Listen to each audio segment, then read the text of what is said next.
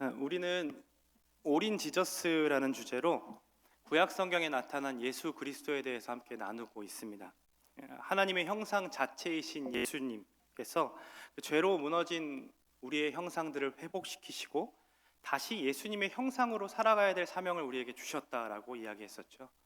그리고 여자의 후손과 뱀의 후손을 짓밟게 된다라는 그 하나님의 첫 번째 복음의 소식을 들으면서 예수님께서 혼자 싸우신 싸움이 아니라 그 싸움이 다시 여자의 후손들인 우리들에게도 맡겨지셨다. 그래서 우리 또한 예수와 함께 고난받고 예수와 함께 싸워야 함을 우리가 말씀을 듣고 결단하였습니다.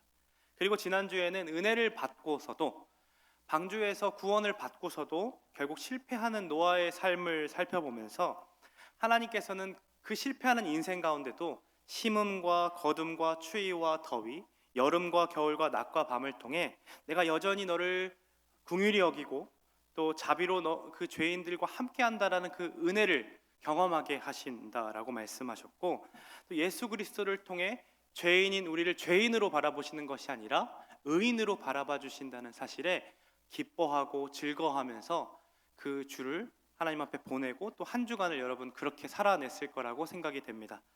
오늘 우리는 아브라함을 좀 살펴보려고 합니다. 그 인생이 아브라함 전 인생을 좀 보면서 그 인생이 가리키고 있는 한 분이 누구신지, 당연히 누굴까요? 예수 그리스도겠죠. 그럼 그 인생이 어떻게 예수 그리스도를 가리키고 있는지 우리가 함께 좀 살펴보려고 하는데요. 지난주에 이어서 우리가 노아처럼 여호와께 은혜를 입은 자라면 어떻게 우리가 세상에서 살아가야 할까요? 세상에서 우리를 부르신 이 세상에서는 그럼 은혜를 입은 자답게 살아간다는 것은 어떻게 살아가는 것일까? 그거에 대해서 우리가 이 아브라함의 이야기를 통해 좀 이렇게 캐치해보고 알아봐 보자 합니다. 여러분, 아브라함이 어떤 사람입니까? 여러분들한테 아브라함은 어떤 사람으로 인식되고 있습니까?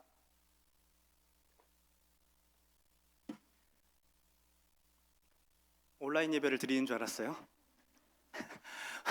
소리가 안 들려서. 여러분, 아브라함 하면 무슨 사람이라고 얘기하죠? 믿음의 조상이라고 얘기합니다. 정말로 그 히브리서 11장이 믿음장이라고 하잖아요. 그래서 믿음으로 아벨은, 믿음으로 노아는 이렇게 하면서 한 절 한 절씩 다루는데, 믿음의 조상 아브라함의 얘기는 몇 절이나 나오는지 아시는 분? 총 8절부터 19절, 11절 가까이를 아브라함의 이야기를 다루고 있습니다. 역시 믿음의 조상이라 스케일이 다르죠. 그러면 그의 어떤 삶이 믿음의 조상이라고 말할 수 있게 한 것일까요? 먼저 그를 부르셨던 사건, 창세기 12장의 사건들을 좀 이야기를 해보자면, 갈대아 우르에 살고 있던 아브라함을 하나님께서 부르셨습니다. 이 부르셨던 이 사건과 배경은 노아를 부르셨을 때랑 좀 비슷한데요. 노아를 부르시기 전에 세상이 어땠다라고 얘기했습니까? 지난주에 하나님의 아들들과 사람의 딸들이 서로 이렇게 좋아해서 서로 사랑해서, 즉 여자의 후손들과 뱀의 후손들이 불법적으로 연합하여 사람의 그 마음으로 생각하는 모든 것들이 악했다라고 얘기하죠. 그때 하나님께서 누구를 부르세요? 노아를 부르십니다. 그리고 창세기 12장 나타나기 전에, 아브라함을 부르시기 전에 바로 11장에 어떤 사건이 등장합니까? 바벨탑 사건이 등장하는데, 그때에도 불법적인 연합이 일어나죠. 그래서 하나님이 흩으시고 그 흩으심 가운데 아브라함 하나를 선택하셔서 그 여자의 후손의 그 씨를 계속해서 이어가시는 것을 볼 수 있다라는 겁니다. 아브라함에게 나타나셔서 너 본토 친척 아비의 집을 떠나 내게 일러주는 땅 가나안 땅으로 가라라고 말씀하십니다. 그 말씀을 들은 아브라함이 어떻게 반응합니까? 믿음으로 아브라함은 나아갈 바를 알지 못하고 나아갔다라고 히브리서 기자는 기록하고 있습니다. 심지어 그는 이렇게 부름받아서 믿음의 절정인 모습이 있었어요. 그 인생에서 가장 믿음이 돋보였던 그 장면, 그 사건이 무엇이었어요? 여러분 기억하세요? 이삭을 제단에 바치는 사건, 창세기 22장의 사건이죠. 이러한 모습을 보면 우리가 기가 죽을 수밖에 없어요. 갑자기 우리가 잘 살고 있는데 너 아빠를 떠나서 내가 일러줄 북한으로 떠나 라고 하면 여러분 가실 분 있어요? 없잖아요. 그렇게 못하죠. 저도 그렇게 안 하셨으면 좋겠어요, 하나님이.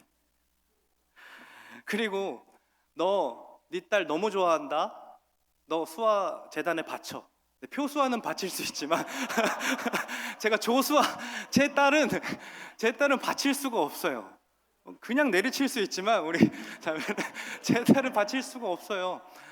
이런 얘기는 절대로 나에게 요구하지 않으셨으면 좋겠다라는 게 우리의 솔직한 심정입니다. 그러나 아브라함이 그렇게 행하는 일들을 보면서 우리는 아브라함의 인생을 보면 기가 죽을 수밖에 없다라는 거죠. 그래서 아브라함 설교를 들을 때에 우리가 아브라함처럼 이렇게 믿음의 반응을 보여야 합니다라고 했으면 다들 어떤 생각이 듭니까? 그거는 아브라함이니까, 그는 믿음의 조상이니까 하면서 태생부터 다른 믿음의 DNA를 갖고 난 사람으로 치부하면서 나와는 전혀 다른 사람으로 그냥 치부해 버린다는 겁니다. 그래서 믿음으로 반응하는 사건들, 이삭을 바치는 사건들, 이러한 모든 것들이 전혀 나랑은 관계없는 일처럼 여기고 싶어하는 것이 바로 우리의 이야기라는 거죠. 그런데 아브라함의 인생을 조금 더 면밀하게 좀 살펴보면 아브라함이 그렇게 대단한 사람이 아니었음을 우리는 캐치해낼 수 있습니다. 그도 우리처럼 자신이 가보지 않은 길에 대한 두려움들이 있었어요. 겁이 굉장히 많은 사람이었죠. 그래서 그 겁이 많고 두려워서 어떻게 합니까? 자신이 죽을까봐 자신의 아내를 누이라고 속여서 결국 어떠한 수모를 겪죠? 아내를 빼앗기는 수모를 2번이나 겪어요. 그리고 오늘 본문 이전의 상황인데요. 롯이 소돔 왕이 이제 강대국과 싸워가지고 롯이 잡혀 나가게 되니까 그 조카 롯을 구하려고 318명을 데리고 가서 구해 옵니다. 거기까지는 되게 멋있는데 그 이후에 이제는 강대국이 누구를 눈여겨보냐면 아브라함을 눈여겨보기 때문에 자신이 이제 죽을 타깃이 되었다는 사실에 굉장히 두려워하고 떨고 있는 모습을 볼 수 있어요. 그리고 오늘 본문에서 약속을 하셨고 그 이후에 16장을 보면 분명히 하나님께서 너 자손을 줄게 라고 말씀하셨는데 그걸 기다리지 못하고 자기의 노력으로 하갈을 통하여서 이스마엘을 낳죠. 결국 그 아들을 낳고서도 이렇게 보내야 될 수밖에 없는 피부치를 보낼 수밖에 없는 사건을 경험하게 됩니다. 이러한 이야기들을 보면 믿음의 조상 아브라함이 진짜 맞아? 라는 이야기가 우리에게 좀 의문이 들 수밖에 없죠. 생각해보자면 믿음의 조상이라면 이러면 안 되는 거잖아요. 담대하게 나아갈 바를 알지 못하고 나아갔으면 기근이 나도 애굽으로 내려가면 안 되죠. 행여나 애굽으로 내려간다 하더라도 하나님이 내 생명을 살리실 거니까 우리 아내는 아내입니다라고 말할 수 있어야죠. 여자 하나 지키지 못하는 그 남편이 어떻게 믿음의 조상이라고 얘기할 수 있을까요? 전쟁은 하나님께 속한 것이기에 승리를 맛봤다면 이후의 삶도 나를 지켜주실 하나님을 기다리고 그리고 보호하신 하나님을 믿어야 하는데 여전히 두려워하고 떨고 있는 아브라함의 모습은 전혀 믿음의 사람처럼 보이지 않는다라는 겁니다. 즉 이 말은 아브라함이 태생부터 믿음을 보일 만한 사람이었기 때문에 하나님이 이렇게 선택하신 것이 아니라 하나님이 그를 선택하셨기 때문에 그는 믿음을 보일 만한 사람으로 살아갈 수 있었다라는 거예요. 굉장히 같은 얘기 같지만 다른 이야기죠. 전자는 전에 했던 첫 번째 얘기는 나의 노력과 행위가 아브라함의 노력과 행위가 인정받아서 선택받았다라는 얘기고요. 후자의 얘기는요. 하나님이 선택하셨기 때문에 아브라함이 만들어져 갔다라는 이야기입니다. 오늘 우리가 읽은 본문에서도 나타나는 것이지만 하나님은 믿음 없어 보이는 그 아브라함을 만져가시고 찾아가시고 격려하시고 보호하시고 인도하시는, 그래서 다시 일으키셔서 아브라함을 믿음의 길을 걷게 만드시는 하나님을 발견할 수 있게 돼요. 오늘 본문을 보면 하나님이 아브라함을 찾아가셔서 이렇게 말씀하십니다. 두려워하지 말라. 나는 내 방패요 너의 지극히 큰 상급이니라. 괜히 이렇게 말씀하시는 게 아니겠죠. 굉장히 두려움에 떨고 굉장히 겁을 먹고 있었기 때문에, 매우 걱정하고 있었기 때문에 그렇습니다. 그럼 무엇 때문에 그랬습니까? 용감하게 조카 롯을 구해왔는데 강대국의 타겟이 자기가 되었다라는 사실을 알기 때문에, 언제라도 자신을 쳐들어와서 죽일 거라는 사실을 분명히 그가 인지하고 있었기 때문에 그는 두려웠어요. 그리고 전쟁에 돌아와서 전리품들을 챙길 거 아니에요. 전리품들을 챙겨오는데 소돔왕이 이렇게 얘기해요. 야, 너 다 가져. 너가 승리했으니까, 너가 승리의 주역이었으니까 너 다 가져. 그랬더니 아브라함이 이렇게 얘기합니다. 같이 말씀을 한번 볼까요? 14장 22절에서 23절입니다. 함께 있습니다. 천지의 주제시요 지극히 높으신 하나님 여호와께 내가 손을 들어 맹세하노니 내 말이 아브라함으로 치부하였다 할까 하여 내가 속한 것은 실 한 오락이나 들매끝 한 가닥도 내가 가지지 아니하리라. 무슨 말이에요? 내가 맹세해. 천지의 주인이시고 지극히 높으신 하나님께 맹세해. 나 이거 절대로 안 가져. 실 한 가닥이라도 나 네 거 안 가져. 너 만약에 내가 가져가서 내가 부유하게 되면, 나는 하나님께서 보호하시다 부유하게 될 것인데, 너 만약에 내가 부유하게 되면 너 이거 가져가서 숟가락 얹어가지고 너 이거 가져가서 아브라함이 부유하게 됐다라고 말할 거지, 나 절대로 안 가져. 이렇게 말합니다. 멋있죠? 조카 롯을 구해왔는데, 이게 멋은 있는데 조카 롯을 구해오고 나서 처한 현실은 강대국의 타깃이 돼서 두려움에 떨고 있는 그 상황, 그리고 이제 전리품도 다 줘버리고 왔기 때문에 이제 뭐 먹고 살아야 되지? 나 이제 좀 부유해질 수 있는 기회였는데 이걸 다 차버리는 거잖아요. 이제 나는 어떻게 살아야 되지? 라는 그런 두려움들과 겁들이 있었다라는 겁니다. 지금 우리의 상황 같지 않습니까? 가진 것이 없어서 굶주리게 되는 이 상황. 코로나가 좀 잠잠해지는 것 같았는데 교회는 국가에서 그렇게 가지 말라고 막 오잖아요. 막 오잖아요. 토요일날, 금요일날 매번 오잖아요. 짜증나죠. 그런데 결국 클럽에서 그게 터져서 또다시 코로나 확진자가 40명, 50명까지 늘어나는 사실을 보면서, 야, 이제는 좀 코로나가 끝나서 내가 아르바이트도 좀 구할 것 같고 직장도 좀 구해지는가 싶었고 학교도 이제 가서 친구들도 보고 제대로 좀 수업받나 싶더니 또 못 가게 되면 어떡하지? 직장에 잘리고 아르바이트도 안 구해지면 나 정말 굶어 죽는 건 아닌가? 이러한 생각들이 우리의 삶을 자꾸 지배하게 만들고 또 두려움과 걱정들이 막 밀려온다라는 거죠. 이게 바로 아브라함의 상태, 바로 우리의 상태였다라는 겁니다. 근데 그렇게 떨고 있는 그렇게 떨고 있는 아브라함을 찾아가셔서 하나님이 뭐라고 말씀하시냐면 1절의 말씀을 같이 한번 읽어봅시다. 이렇게 말씀하시는 거예요. 아브라함아, 두려워하지 말라. 나는 내 방패요 너의 지극히 큰 상급이니라. 야, 너 왜 그렇게 떨고 있어? 두려워하지 마. 내가 너의 방패야. 너 어느 누구도 뚫을 수 없겠지. 내가 네 방패니까. 너 굶주릴 것 같니? 내가 너의 큰 상급이야. 내가 너의 전리품이라고 하면서 하나님이 아브라함에게 이렇게 탁 제시해주고 계시는 거예요. 너무 부유하고 부족한 것이 없는 우리들은 이게 와닿지가 않죠. 아브라함이 느꼈던 그 감정을 우리가 느낄 수 있도록 좀 빗대어서 비유해 보자면, 회사에서 잘릴까 봐 그 갑질에도 이리저리 반응하지 못하고 철저하게 을로서 전전긍긍하는 우리들에게 또 아르바이트가 구해지지 않아서 하루하루 또 어떻게 살아야 되지? 나 돈이 하나도 없는데, 잔고가 0인데 어떻게 살지? 친구도 만날 수 없고 또 어디 갈 수도 없고 뭐 먹을 수도 없고 나 어떻게 살아야 될지 하면서 두려움에 떨고 있는 우리들에게 찾아와서 이렇게 말씀하시는 거예요. 야, 너 뭐 그렇게 두려워하고 있어? 내가 너의 고용주야. 내가 너를 고용하는 고용주라고. 너 뭐 그렇게 걱정하고 있니? 나는 너의 한도초가 없는 카드야. 와닿아요? 엄청 와닿죠. 돈에만 민감한 우리들 회개합시다. 든든하지 않습니까? 그런데 갑자기 이 말이 엄청 든든하죠. 그때 아브라함이 이렇게 얘기하는 거예요. 2절을 보세요. 에이, 하나님이 상급이시면 뭐해요? 물려줄 만한 자식이 없는데 무엇을 주시든 내 상속자는 다메섹 사람 이 엘리에셀 뿐입니다. 그리고 3절 이렇게 얘기합니다. 그 이유가 누구 때문인지. 주께서 내게 씨를 주지 아니하셨으니. 누구 책임이라는 거예요? 주님 책임이라는 거예요. 나는 자식이 없어요. 주님이 나한테 씨 주지 않았잖아요. 그래서 내 집에서 훈련되고 자란 이 엘리에셀, 이 사람이 상속자가 될 수밖에 없습니다 라고 얘기하는 거죠. 아브라함의 그 말을 들으시고 하나님께서 이렇게 말씀하십니다.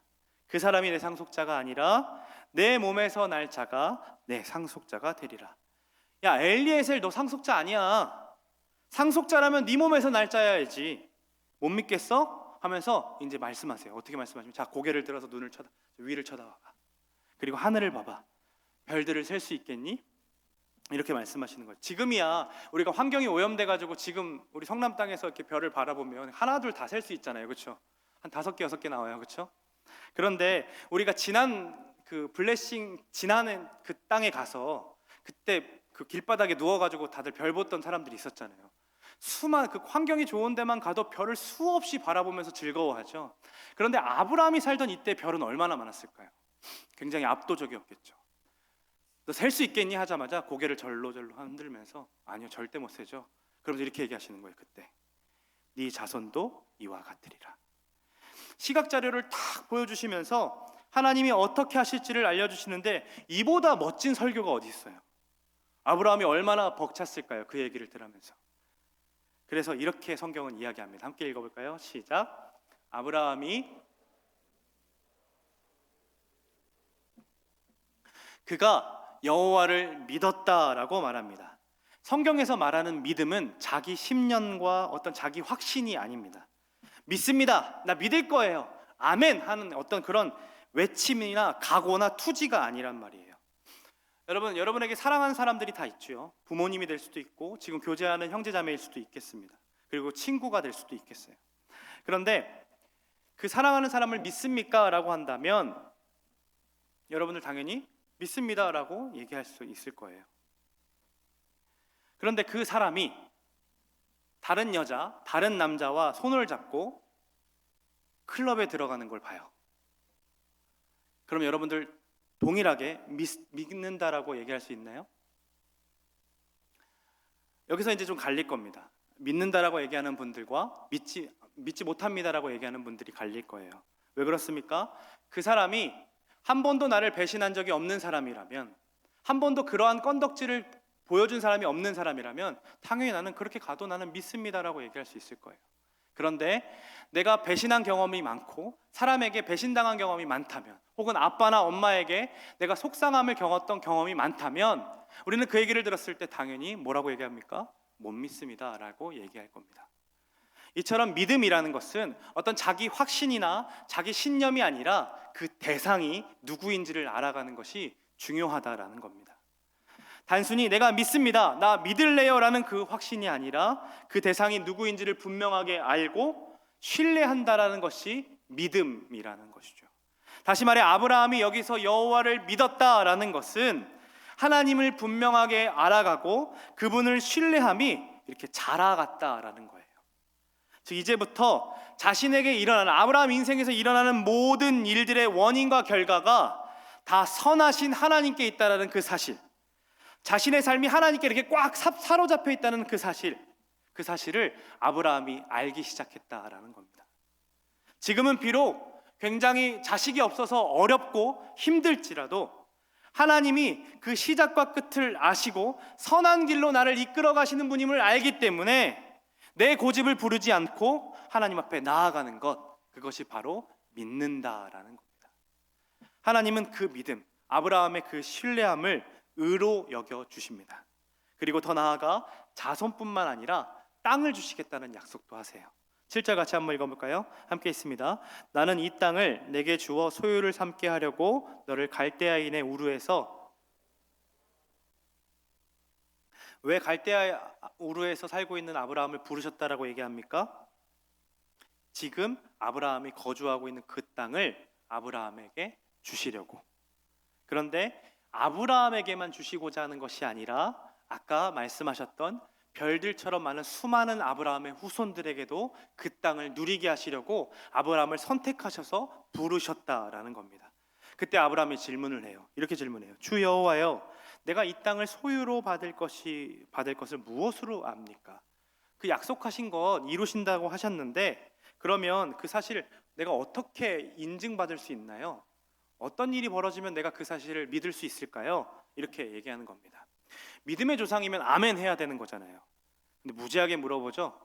그만큼 아브라함이 자랐다라는 겁니다. 이전에는 하나님의 엄청난 주권에 의하여 이렇게 끌려다녔던 인생이라면 아브라함이 애굽에서 나를 구원해 주시는 하나님을 경험하고, 그리고 또 강대국 사이에서 롯을 구해오는 그 하나님을 경험하고, 이제는 조금씩 자라왔기 때문에, 하나님을 아는 양이 자랐기 때문에 하나님 앞에 질문하기 시작하는 거예요. 아버지께 막 궁금해지니까 묻는 거죠. 요즘 저희 아이가 자라면서 가장 많이 하는 말이 있다면 아빠 왜? 라는 말이에요. 아빠는 왜 맨날 교회 가? 이렇게 물어봐요. 아빠 목사님이잖아. 아빠는 왜 목사님이야? 심오한 질문이죠. 대답해주고, 아빠는 도대체 왜 그래? 이렇게. 이 말은 말됐구나, 저를 못 믿어서 말하는 것이 아니라 아빠의 의도가 궁금하고 아빠가 왜 그렇게 그 일을 하는지가 궁금해서 그 사랑하는 관계에서 그를 알고자 하는 질문인 것이죠. 하나님도 그렇게 말씀하십니다. 그때 하나님 이렇게 말씀하셔요. 궁금하니? 그러면 3년 된 암소, 3년 된 암염소, 3년 된 순양과 그리고 집비둘기 새끼를 좀 가져와 볼래? 그리고 가져와서 이렇게 둘로 쪼개 놓습니다. 새는 작으니까 쪼개지 않고 기다려요.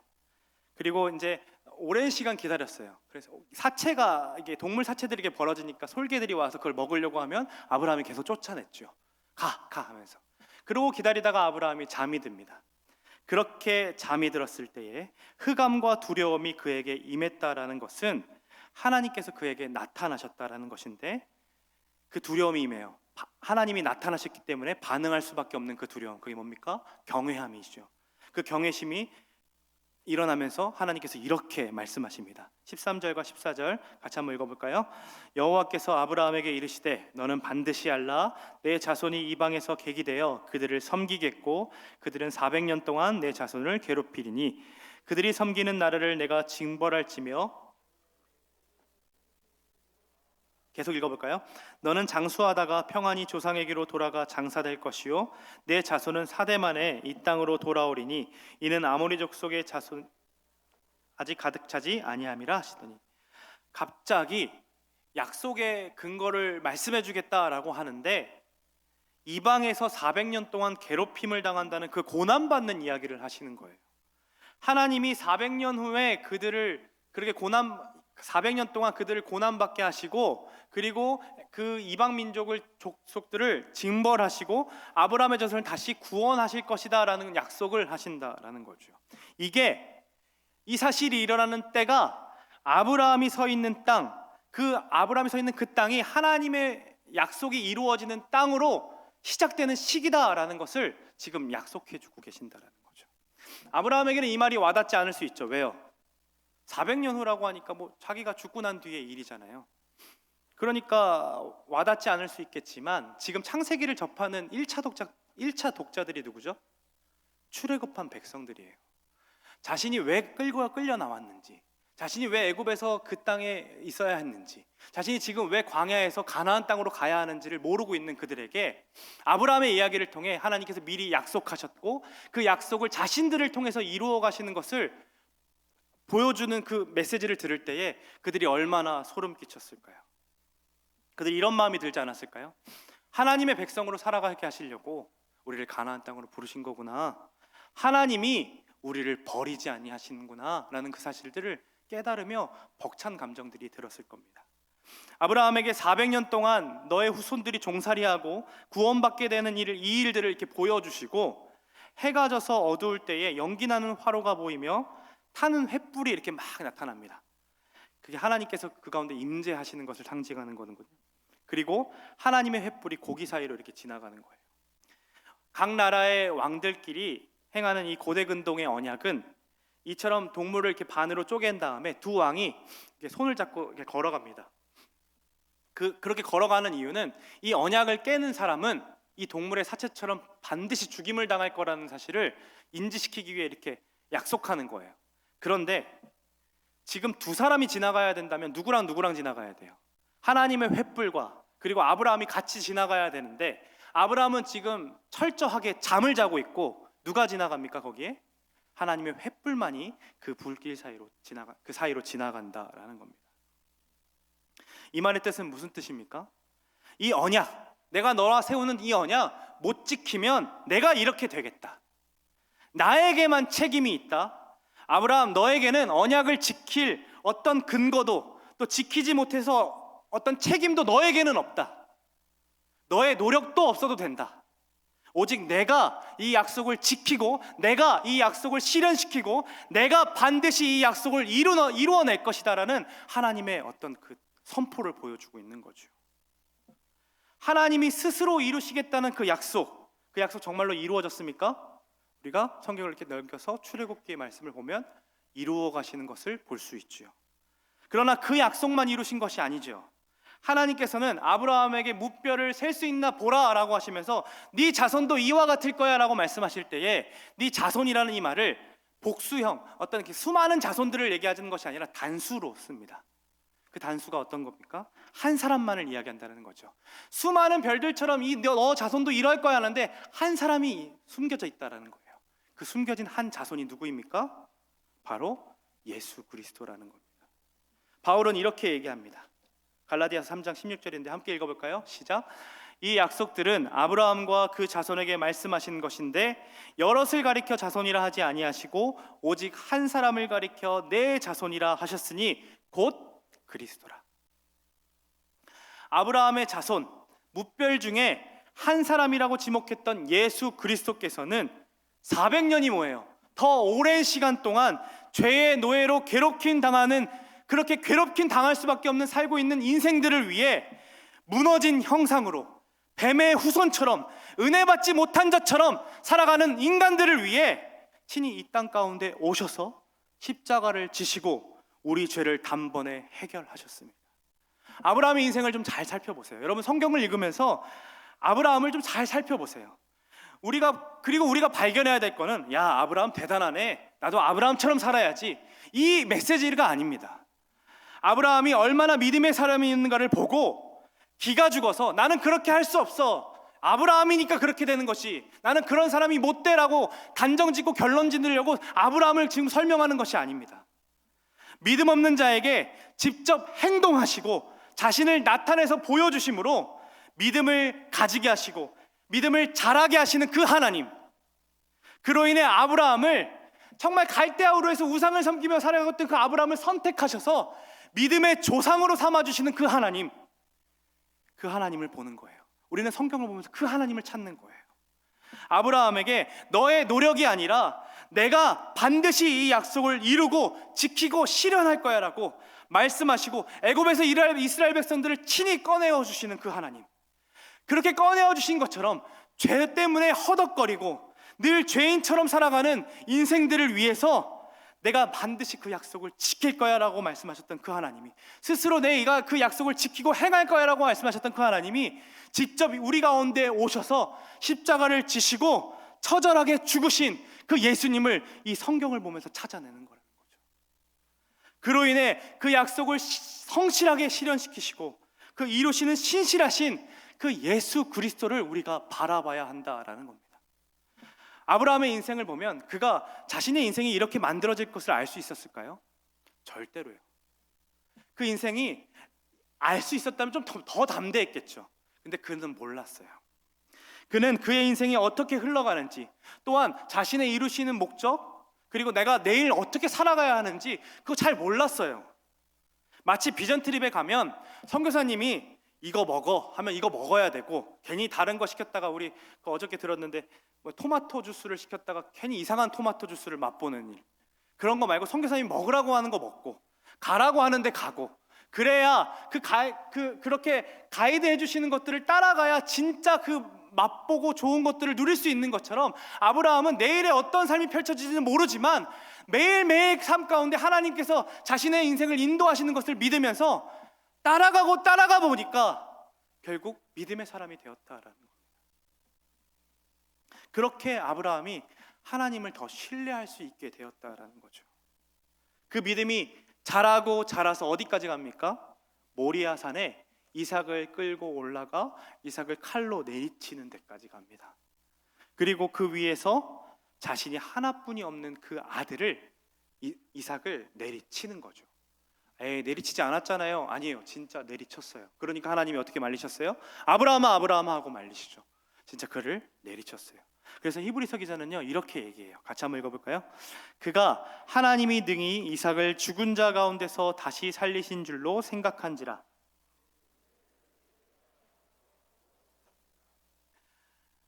하나님께서 이렇게 내리치는 아브라함을 보면서 미쳤나 하면서 아브라함아 아브라함아 말리세요. 진짜로 아브라함이 내리쳤다라는 거예요. 아브라함은 죽이더라도 하나님이 다시 살릴 것을 알았다라고 얘기해요. 하나님께서 이렇게 얘기합니다. 아브라함을 향해서 너가 나를 얼마나 사랑하는지 알았노라. 여러분, 사랑한다라는 것이 무엇입니까? 그 대상을 아는 것이죠. 그러면 안다라는 것은 무엇입니까?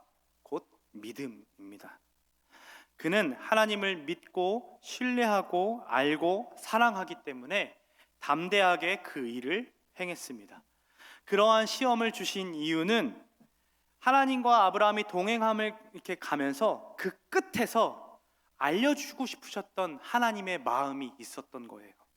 그 마음이 무엇입니까? 아버지의 그 마음. 그 마음이 어떤 마음입니까?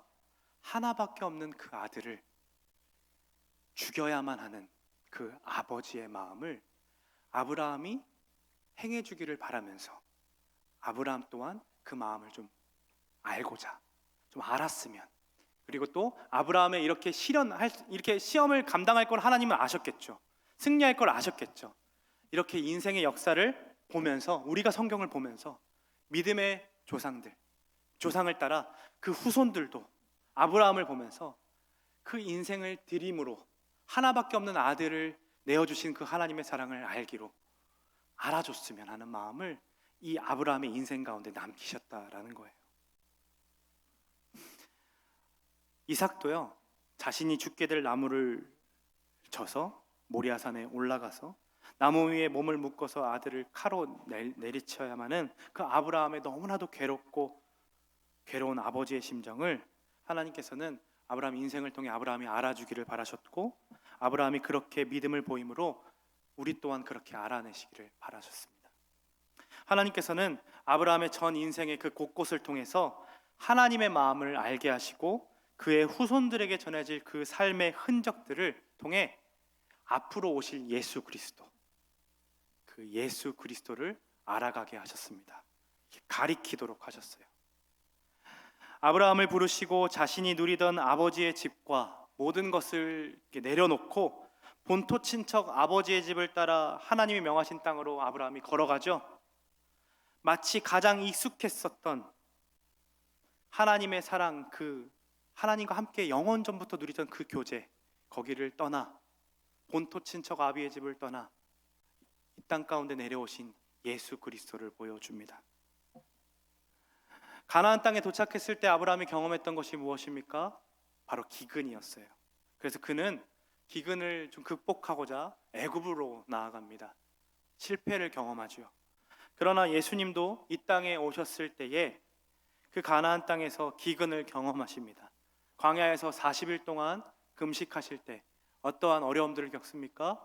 사단이 예수님을 시험하죠. 근데 우리 예수님 아브라함과 달리 어떻게 하십니까? 철저하게 아버지 되신 하나님을 의지함으로, 그리고 말씀으로 그 사단을 물리치시는 것을 볼 수 있습니다. 아브라함은요, 터를 옮길 때마다 베델에 가면 제단을 드리고 또 모리아산에서 마지막 제단을 드렸습니다. 이렇게 터를 옮길 때마다 제단을 쌓는 일을 했습니다. 이게 무엇입니까? 제단을 쌓는다라는 건 하나님께서 내 인생을 인도하시고 지도하신다라는 것들을 인정하며 하나님 앞에 예배를 드린다라는 행위입니다. 예수님도 공생의 가운데 늘 제단을 쌓는 일을 하셨습니다. 늘 하나님의 이름을 부르며 구하셨고 한적한 곳을 찾아 기도하셨습니다. 아브라함이 이삭을 바치는 그 제단을 쌓고 마지막으로 예배하셨듯이, 그 모리아산에서 이삭을 바치는 그 현장에서도 아브라함이 예배했듯이 예수님도 자신의 몸을 십자가 위에 내던지시고 마지막까지 뭐라고 말씀하십니까? 아버지, 내 영혼을 부탁하나이다. 그렇게 기도하시며 아버지께 모든 것들을 맡겨 올려드리고 예배합니다.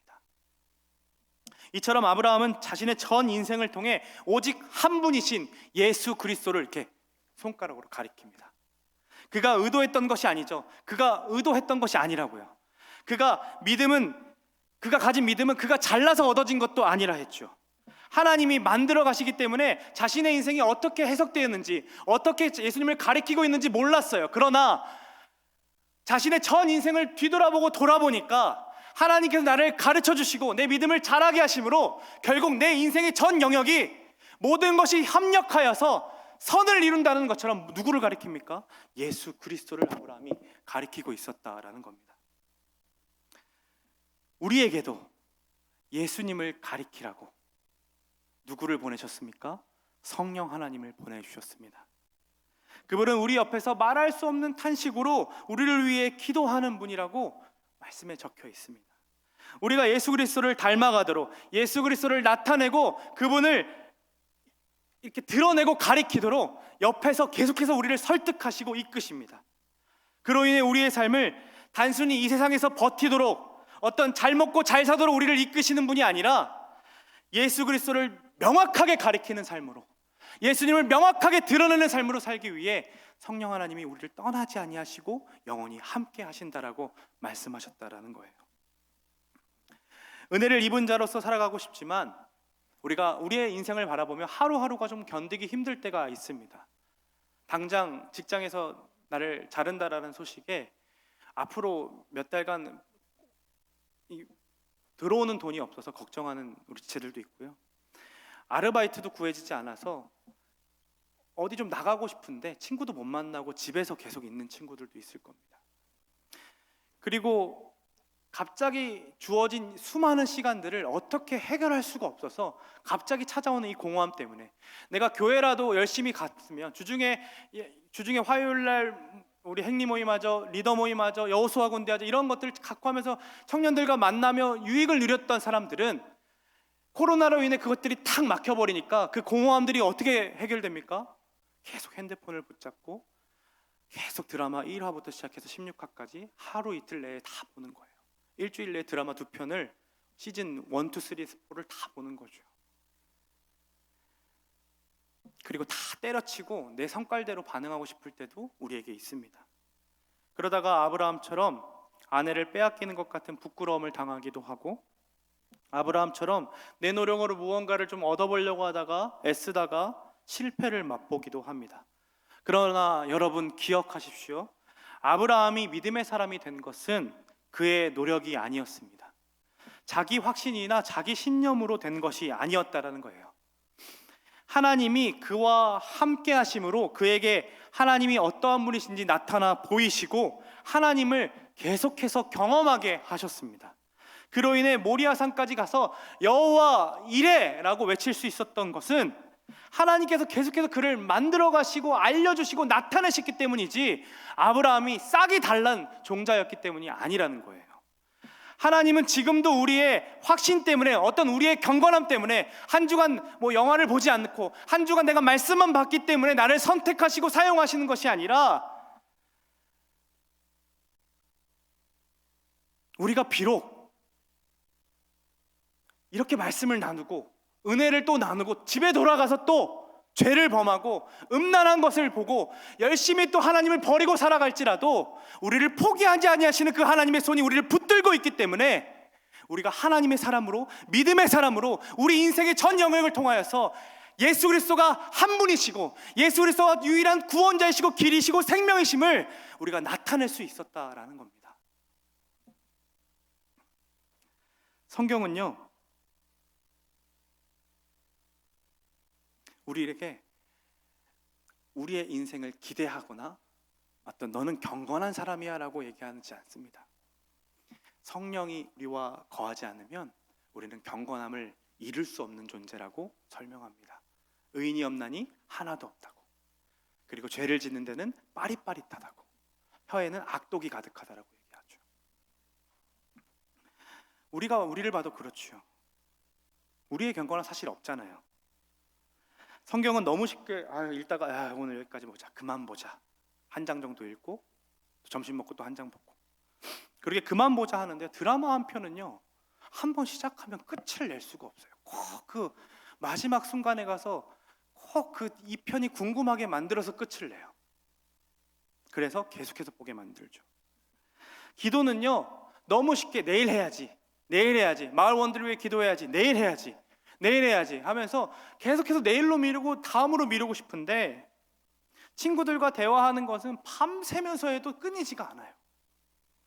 간단히 할 수 없는, 이게 바로 우리의 상태인 거죠. 그러나 아브라함의 인생을 통해 말씀하시는 거예요. 아브라함도 그런 인생인데 내가 아브라함을 만들어갔다. 내가 스스로 언약을 세웠고 스스로 그의 인생, 그의 후손들을 구원하는 일 내가 행했다라고 예수님께서, 하나님께서 말씀하신다라는 겁니다. 그리고 우리에게 분명하게 이렇게 말씀하시는 거죠. 괜찮아, 너 실패하는 놈이야, 너 무너지는 놈이야, 그래서 내가 너와 영원히 함께 하겠다라고 말하는 거야. 그러니 나를 좀 경험해봐, 나를 알아가려고 좀 해봐. 그렇게 하루하루 나와 동행한다면 너도 모르게 너의 인생이 나를 가리키고 있을 거야. 그러니 오늘도 나와 함께하자. 오늘도 나와 함께하지 않을래? 오늘도 내가 너를 얼마나 사랑하는지 말씀을 좀 읽어보지 않을래? 오늘도 내가 너를 어떻게 사랑하고 어떻게 그 사랑을 표현하고 싶은지 나와 좀 대화하지 않을래?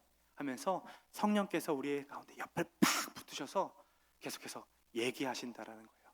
그 사랑의 음성에 외면하지 마시고 한 주간도 그 음성에 푹 잠겨서 행복함을 마음껏 누리는 저와 여러분의 삶 되시기를 간절히 소망합니다. 우리 들은 말씀 기억하면서 다 함께 일어나서 이 찬양을 하나님께 좀 올려드렸으면 좋겠어요. 빛이 보이지 않는 시대 가운데, 어둠이 보이지 않는 이 시대 가운데 빛으로 오신 그분,